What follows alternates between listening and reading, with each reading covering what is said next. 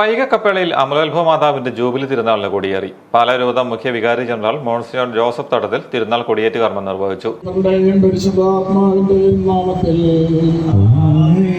മേഘങ്ങളെ വാഹനമാക്കി കാറ്റിനെതിരെ സഞ്ചരിക്കുന്ന ബലവാനായ ദൈവമേ, ഞങ്ങൾ അങ്ങയെ ആരാധിക്കുന്നു.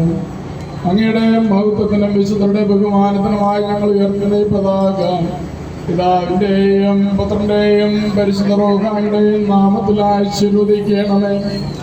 ഈ പതാക വണങ്ങുന്നവർക്കെല്ലാം അങ്ങയുടെ സഹായം ലഭിക്കുമാറാകട്ടെ, എപ്പോഴും എപ്പോഴും എന്നേക്കും.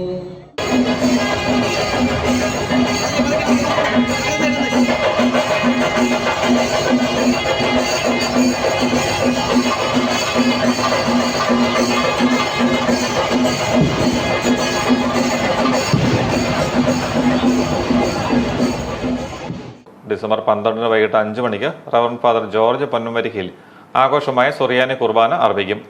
തുടർന്ന് 6:30 ജപമാല പ്രദക്ഷിണവും 7:30 കാഞ്ഞിരപ്പള്ളി അമല കമ്മ്യൂണിക്കേഷൻസ് അവതരിപ്പിക്കുന്ന നാടകവും അരങ്ങേറും.